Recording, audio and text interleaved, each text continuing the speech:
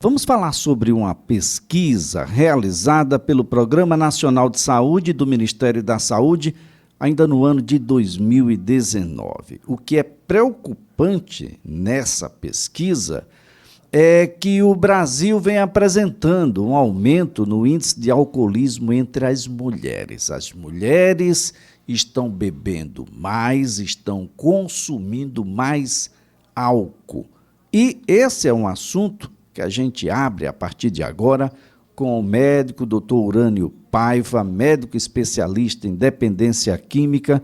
Dr. Urânio Paiva, antes de mais nada, muito obrigado por participar do programa. Um bom dia. Bom dia, Elias. É um prazer enorme poder voltar a falar com você, né? E, além de tudo, nós temos um vínculo de amizade muito importante em lutas, né, para que a gente torne os seres humanos melhores. Essa pesquisa aí que você está colocando, né, a gente precisa fazer algumas considerações que eu acho de extrema importância. Mas, inicialmente, eu aguardo aí as suas perguntas para que eu possa, então, responder dentro da minha, do meu conhecimento. Bem, doutor Urânio, eu queria saber, do ponto de vista da saúde, não só da saúde individual da mulher, mas da saúde do ponto de vista conceitual no Brasil. Qual é o significado de um hábito que era bastante masculinizado e que agora as mulheres tomam para si esse hábito em um percentual cada vez maior, doutor? Olha, existem várias razões para que esses acontecimentos venham à tona, né? O maior deles é a participação maior da mulher na sociedade, no ambiente de trabalho, né, nas conquistas que as mulheres vêm conseguindo ao longo do tempo. E, evidentemente, que isso acompanha, né, uma particularidade muito grande, que são as inserções que o sexo masculino também faz. E nós sabemos que o álcool é uma substância psicoativa, né, que é oferecida em todo o recanto de nossa cidade. Qualquer esquina, qualquer local, você tem essa facilidade, certo? E também por conta de que as pessoas não têm conhecimento adequado dos danos que o álcool provoca, certo? A sensação prazerosa do álcool, ela é muito mais relevante, né, do que as consequências do uso dele. Isso aí a gente precisa, então, acho que agora esse é um momento importante para que a gente possa fazer algumas considerações sobre isso, porque não é brincadeira que de 2013 para 2019 houve um aumento substancial de mulheres usando álcool. E o álcool na mulher tem uma particularidade que não tem no homem, que a mulher tem um tecido adiposo mais avantajado do que o homem. E a molécula do álcool, ele impregna o tecido adiposo e fica ali por muito tempo, certo? Provocando, então, danos orgânicos, às vezes irreparáveis. Então, essa é uma grande preocupação. A primeira preocupação que é o efeito do álcool na mulher totalmente diferente do efeito do álcool no homem. Outra coisa também que se precisa atentar, né, é que o álcool, como substância psicoativa, dependendo do uso dele, nós acho que estamos falando aqui sobre o uso abusivo do álcool, certo? O álcool mata células nervosas, certo? Então você vê pessoas que ao longo da vida usam álcool abusivamente, eles se tornam letárgicos, a fala é pastosa, aquela fala que não é uma fala normal. Por quê? Porque existiram já lesões a nível cerebrais, né, que prejudicam a marcha, prejudicam a fala, prejudicam o raciocínio. Então as pessoas precisam atentar para isso. E o terceiro ponto, que é de extrema importância também, é quando esse uso abusivo se dá entre os 12 e os 21 anos de idade. Por quê? Porque é justamente nessa idade onde existem as conexões cerebrais, certo? Onde existe a formação da capacidade intelectual do ser humano. Então, nesse período, a gente sai dos circuitos da infância e esses circuitos vão se organizando no período da adolescência, nessa faixa etária que eu acabei de explicar, certo?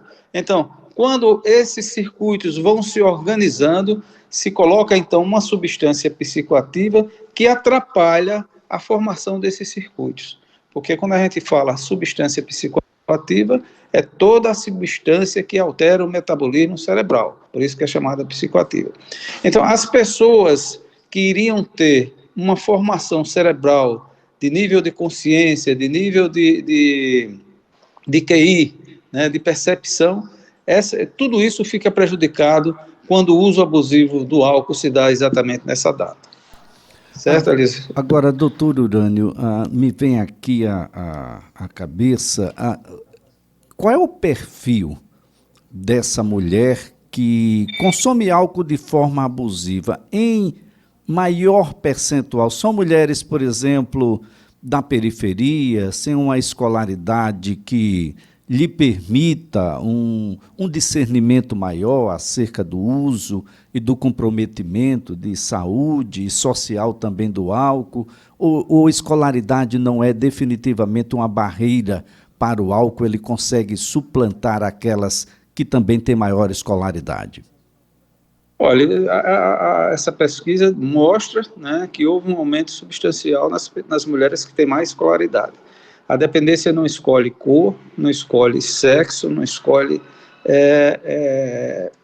classe social. Né? Há vamos dizer assim, né, um fator que a gente não consegue mensurar, entendeu, Elias? A oferta, né, o ambiente de vida, né, são as amizades, tudo influencia nessa contextualização, certo? E principalmente nós aqui no Brasil, que temos uma deficiência muito grande na escolaridade, certo? E as pessoas, elas têm uma insegurança muito grande no processo de desenvolvimento de vida. E muitas vezes o álcool se insere justamente nessa contextualização. Nós precisamos, então, atentar para isso, né, para essa organização mais efetiva da sociedade brasileira. Então, não existe dados que nos digam assim, que tem baixa escolaridade, né, vai ser mais susceptível, quem tem mais escolaridade vai ser menos susceptível. O fato é que a estatística, ou seja, os dados têm mostrado que recentemente existe um número maior de usuárias do sexo feminino com uma escolaridade mais apropriada, vamos dizer assim. Além dessa maior escolaridade, nós temos uma faixa etária que é preferencial, onde isso acontece com maior frequência, doutor? Sim, normalmente isso é que é preocupante, né? Por isso que os países desenvolvidos, eles proíbem o uso do álcool até os 18 anos de idade, certo? Porque é justamente nessa fase de afirmação do ser humano, que é onde os hormônios na adolescência estão em atividade, transformando o corpo, transformando o pensamento, transformando, né, metabolismo orgânico, que há esse vulcão, né, de transformações hormonais. É a época que é mais susceptível para existir essa intercorrência. E é nessa época que é mais danoso para o organismo humano, tanto no sexo masculino como no feminino. Bom, como é que age o álcool, doutor, no corpo de quem consome e no caso aqui mais específico da mulher? Olha, veja bem, como eu falei inicialmente, né, a mulher tem essa susceptibilidade de o álcool ficar agregado ao tecido adiposo. Como ela normalmente tem mais tecido adiposo do que o homem, ela fica com essa substância, né, presa ao organismo dela por mais tempo. Mas a gente sabe o seguinte, no metabolismo do álcool, na ingestão do álcool, né, esse álcool vai para o fígado. Quando chega no fígado, né, ele é quebrado, a molécula dele é quebrada por uma enzima chamada desidrogenase alcoólica, que transforma o álcool em ácido acético, né? E aí entra uma outra enzima que transforma o ácido acético em CO2 e água. É por isso que as pessoas que bebem aumentam a diurese, por duas razões: por existir mais conteúdo líquido, e por o álcool também ele inibe o hormônio antidiurético.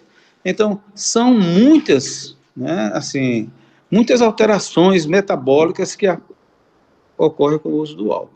Agora, evidentemente, né, que, volto a dizer, todos esses estudos estão baseados no uso abusivo, certo? O uso abusivo é que é preocupante. Agora, saber quando a pessoa usa socialmente e vai para o abusivo, aí vai depender muito de organismos, certo? Por exemplo, hereditariamente existe uma enzima, uma falha enzimática no metabolismo do álcool, né, que tornam as pessoas dependentes do álcool, e elas não podem colocar nem vinagre na comida, tá? Então, identificar essas pessoas, a gente não sabe também aquelas que vão usar socialmente se tornam dependentes graves. Então, o melhor mesmo é ter cuidado, né, para que não se faça uso, se começar a fazer o uso no final de semana, daqui a pouco faz na quarta-feira, daqui a pouco tem uma razão para fazer mais o uso, ficar com a antena ligada e procurar, então, ver que esse caminho é um caminho sem volta, certo? É muito difícil o tratamento dos alcoolistas,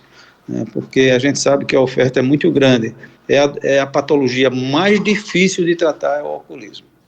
Agora, doutor Urânio, qual é a motivação para beber? É o carnaval, é o São João, é o aniversário, é a confraternização de fim de ano? É um refúgio em determinado tempo? Eu bebo porque eu estou triste, ou porque eu estou ansioso, ou ansiosa, já que a gente está falando das mulheres. Eu bebo para, de alguma forma, mascarar uma certa realidade. O álcool entra em algum momento como um anestésico, doutor? Evidentemente, o álcool ele entra para tirar um pouco, né, a tensão. Então, todos esses fatos que você acabou de narrar, esses locais, esses eventos, né, eles são realmente, como se diz assim, gatilhos para poder o uso do álcool, certo? Eles são justificativas para que se faça o uso, né? E essa doença é tão perversa que as pessoas minimizam, né, a fala para poder existir o uso da substância. Nunca ninguém diz, toma um uísque, né? Toma um uísquezinho, uma cervejinha, né? Para poder mostrar à mente humana que não é tão danoso assim, e que na realidade certo? Então, existe uma série de artimanhas, uma série de colocações envolventes, empurrando o ser humano para o uso efetivo do álcool, certo? De fato, a ideia da indústria do álcool e daqueles, né, que se aproveitam da indústria, o próprio governo, né, que recebem um percentual extremamente generoso de tudo aquilo que se gasta com álcool, dá uma ideia de que nem droga é, e de que não causa absolutamente nada, mas a gente sabe do quanto se gasta do dinheiro público para tratar pessoas que passaram a vida inteira consumindo álcool em excesso. Isso deveria ser alvo de uma rediscussão, doutor. Exatamente. Você veja o seguinte, Elias, eu tenho uma clínica que trato, né, dependentes químicos, e quando o alcoolista chega aqui, né, ele diz assim para a família, vocês me botaram no meio de pessoas que usam crack, que usam maconha, eu só uso álcool, como se o álcool fosse uma coisa que não tivesse a mesma ação orgânica do que as outras substâncias, né? Há um diferencial, como se houvesse assim uma seletividade para o álcool, entendeu? E o comportamento você vê que é idêntico aos que usam, né, a maconha, que usam a cocaína, o comportamento é idêntico, eles perdem realmente a realidade externa, né? Eles conseguem ter dificuldade de viver harmonicamente na família e na sociedade, precisam de serem cuidados e conhecer exatamente, né, o processo do adoecimento, o processo das intervenções do álcool no organismo, para que ele então possa tomar uma decisão com conhecimento, usar o livre-arbítrio dele com conhecimento. Muitas pessoas se vão para o uso sem conhecimento nenhum e terminam então muitas vezes, né, numa vida trágica por conta do álcool. E as mulheres precisam compreender essa armadilha, né? Principalmente da publicidade sobre isso. Normalmente são mulheres bonitas, jovens, de corpos exuberantes e que em dado momento, dá uma ideia de liberdade, de independência, e definitivamente isso tudo não é realidade, é mais um delírio do álcool e que você precisa ficar muito atento, não é, doutor Urânio? Bom, doutor Urânio já não está mais conosco, eu quero aproveitar aqui para agradecer, doutor Urânio Paiva, a sua participação, desejando-lhe aí um feliz ano de 2023, que tudo aconteça da melhor forma possível e que as pessoas tenham muito cuidado. A dependência do álcool é uma dependência muito triste. Quem tem alguém nessas condições em casa sabe do que nós estamos falando. Tratar não é absolutamente nada fácil. E nós teremos outras oportunidades de conversarmos aqui sobre o tratamento especializado para a dependência química, no caso, a dependência do álcool.